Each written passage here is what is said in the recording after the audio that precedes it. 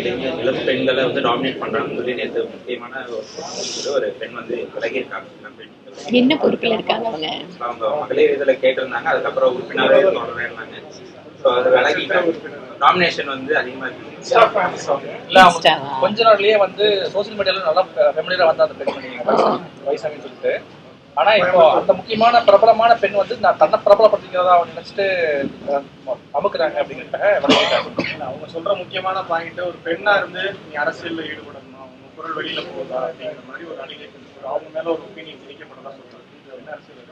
வழக்கமாவே அரசியலுக்கு வருகின்ற இளைஞர்களுக்கு அல்லது பெண்களுக்கு தன்னோட லைஃபை வந்து அரசியலுக்காக டெடிகேட் பண்ணணும் அப்படின்னு நினைக்கின்ற பொழுது ரொம்ப சுலபமாக குடும்பத்திலோ சமுதாயத்திலோ ஆதரவு வந்துடாது. நீங்க வந்து டாக்டர் ஆகலாம், என்ஜினியர் ஆகலாம்னு குழந்தைங்க சொல்லும் போது சந்தோஷப்படுற பெற்றோர்கள் அரசியலுக்கு போறோம்னு சொன்னா எத்தனை பேர் ஆதரிப்பாங்க? ஆனா இதையெல்லாம் தாண்டி அரசியல் என்பது மக்களுக்கு சேவை செய்யக்கூடிய இடம் என்கின்ற உறுதி இருந்தால் எத்தகைய தடைகளையும் நம்மால் தாண்ட முடியும். அதனால ஒருவேளை சகோதரி உண்மையாகவே மக்களுக்கு பணியாற்றுவதற்காக அரசியலுக்கு வர வேண்டும் என்று நினைத்தால் எங்கள் கட்சிக்கு தாராளமாக அவங்க வரலாம். இங்க எல்லா வாய்ப்புகளும் எல்லாருக்கும் கொடுக்கப்படுகிறது. அதிகமாக இளைஞர்கள் அரசியலுக்கு வர வேண்டும் என்றுதான் பிரதமர் மோடி சொல்கிறார். இந்த வருஷம் அவர் சுதந்திர தின விழா உரையில பாத்தீங்கன்னா லட்சக்கணக்கான இளைஞர்கள் அரசியலுக்கு வர வேண்டும் என்பதைத்தான் அவருடைய உரையிலே குறிப்பிட்டார்.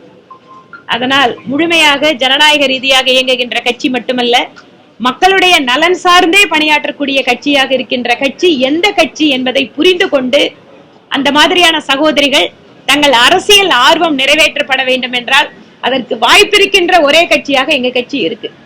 அதனால் எந்த அரசியல் கட்சி தன்னுடைய அரசியல் ஆர்வத்திற்கு அரசியல் நோக்கத்திற்கு சரியான வாய்ப்புகளை கொடுக்கும் என்பதையும் நாம் தான் சரியாக புரிந்து கொள்ள வேண்டும். தடைகள் என்பது அரசியலில் சாதாரணமா எல்லாத்துக்கும் இருக்கிறதா, அதை தாண்டி எப்படி மக்கள் பணி ஆற்றுகிறீர்கள் அப்படிங்கறதா ரொம்ப முக்கியம். பிளே ஸ்டோர் மற்றும் ஆப் ஸ்டோரில் இருந்து பாலிமர் செயலியை QR கோடு மூலம் பதிவிறக்கம் செய்யுங்கள். செய்திகளை உடனுக்குடன் பெறுங்கள்.